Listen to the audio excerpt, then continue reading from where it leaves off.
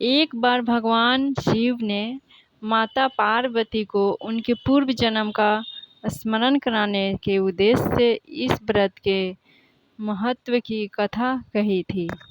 तो आइए जानते हैं। श्री भोले शंकर बोले, हे गौरी, पर्वतराज हिमालय पर गंगा के तट पर तुमने अपनी बाल्य अवस्था में अधोमुखी होकर घोर तप किया था। इस अवधि में तुमने अन्न न खाकर केवल हवा का ही सेवन किया था। माघ की शीतलता में तुमने जल में प्रवेश कर तप किया था। वैशाख की जला देने वाली गर्मी में पंचाग्नि से शरीर को तपाया था।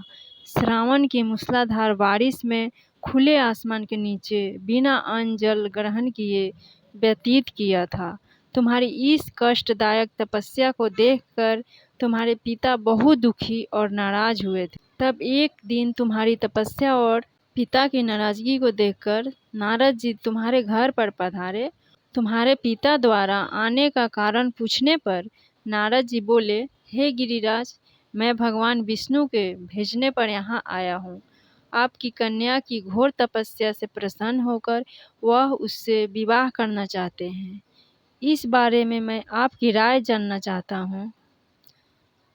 नारद जी की बात सुनकर पर्वतराज अति प्रसन्नता के साथ बोले, श्रीमान, यदि स्वयं विष्णु जी मेरी कन्या का वरण करना चाहते हैं तो मुझे क्या आपत्ति हो सकती है।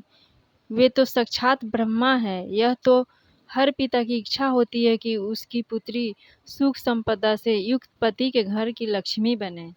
नारद जी तुम्हारे पिता की स्वीकृति पाकर विष्णु जी के पास गए और उन्हें विवाह तय होने का समाचार सुनाया। परंतु जब तुम्हें इस विवाह के बारे में पता चला तो तुम्हारे दुख का ठिकाना न रहा।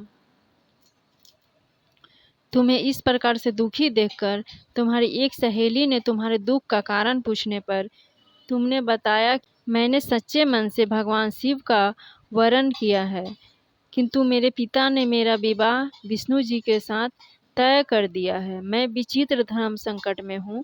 अब मेरे पास प्राण त्यागने के अलावा कोई उपाय नहीं है। तुम्हारी सखी बहुत ही समझदार थी। उसने कहा, प्राण छोड़ने का यहाँ कारण ही क्या है। संकट के समय धैर्य से काम लेना चाहिए। भारतीय नारी जीवन पर्यंत उसी से निर्वाह करना। सच्ची आस्था और अनिष्ठा के समक्ष तो भगवान भी असहाय है। मैं तुम्हें घनघोर वन में ले चलती हूँ, जो साधना थल भी है, और वहाँ तुम्हारे पिता तुम्हें खोज भी नहीं पाएंगे। मुझे पूर्ण विश्वास है कि ईश्वर अवश्य ही तुम्हारी सहायता करेंगे। तुमने ऐसा ही किया। तुम्हारे पिता तुम्हें घर में न पाकर बड़े चिंतित और दुखी हुए। वह सोचने लगे कि मैंने तो विष्णु जी से अपनी पुत्री का विवाह तय कर दिया है। यदि भगवान विष्णु बारात लेकर आ गए और कन्या घर पर नहीं मिली तो बहुत अपमान होगा। ऐसा विचार कर पर्वतराज ने चारों ओर तुम्हारी खोज शुरू करवा दी। इधर तुम्हारी खोज होती रही, उधर तुम अपनी सहेली के साथ नदी के तट पर एक गुफा में मेरी आराधना में लीन रहने लगी। भाद्रपद तृतीया शुक्ल को हस्त नक्षत्र था। उस दिन तुमने रेत के शिवलिंग का निर्माण किया। रात भर मेरी स्तुति में गीत गाकर जागरण किया। तुम्हारी इस कठोर तपस्या के प्रभाव से मेरा आसन हिल उठा और मैं शीघ्र ही तुम्हारे पास पहुंचा। तुमसे वर मांगने को कहा। तब अपनी तपस्या के फलीभूत तुमने अपने समक्ष पाकर तुमने कहा, मैं अब आपको सच्चे मन से पति के रूप में वरण कर चुकी हूँ। यदि आप सचमुच मेरी तपस्या से प्रसन्न होकर यहाँ पधारे हैं तो मुझे अपनी अर्धांगिनी के रूप में स्वीकार कर ली। तब तथास्तु कहकर मैं कैलाश पर्वत पर लौट आया। प्रातः होते ही तुमने पूजा की समस्त सामग्री नदी में प्रवाहित करके अपनी सखी सब व्रत का वरण किया। उसी समय गिरिराज अपने बंधु बांधवों के साथ तुम्हें खोजते हुए वहां पहुँचे। तुम्हारी दशा देखकर अत्यंत दुखी हुए और तुम्हारी इस कठोर तपस्या का कारण पूछा। तब तुमने कहा, पिताजी, मैंने अपने जीवन का अधिकांश वक्त कठोर तपस्या में बिताया है। मेरी इस तपस्या के केवल उद्देश्य महादेव जी को पति के रूप में पाकर करना था। आज मैं अपनी तपस्या की कसौटी पर खड़ी उतरी हूँ। चूँकि आप मेरा विवाह विष्णु करने का निश्चय कर चुके थे, इसलिए मैंने अपने आराध्य की तलाश में घर से चली गई। अब मैं आपके साथ घर इसी शर्त पर चलूँगी कि आप मेरा विवाह महादेव जी के साथ ही करेंगे।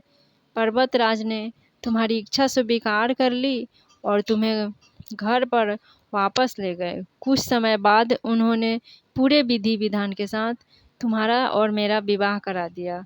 भगवान शिव ने आगे कहा, हे पार्वती, भाद्रपद की शुक्ल तृतीया को तुमने मेरी आराधना करके जो व्रत किया था, उसी के परिणाम स्वरूप हम दोनों का विवाह संभव हो सका।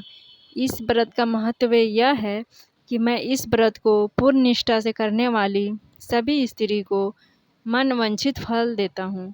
भगवान शिव ने पार्वती जी से कहा कि इस व्रत को जो भी स्त्री पूर्ण रूप से करेगी, उसे तुम्हारी तरह अचल सुहाग प्राप्त हो। इस व्रत को हरितालिका इसलिए कहा जाता है क्योंकि पार्वती की सखी उन्हें पिता और प्रदेश से हर कर जंगल में ले गई थी, इसलिए हरितालिका तीज कहते हैं। थैंक यू, नमस्कार। ये वीडियो अच्छी लगी तो लाइक शेयर सब्सक्राइब जरूर।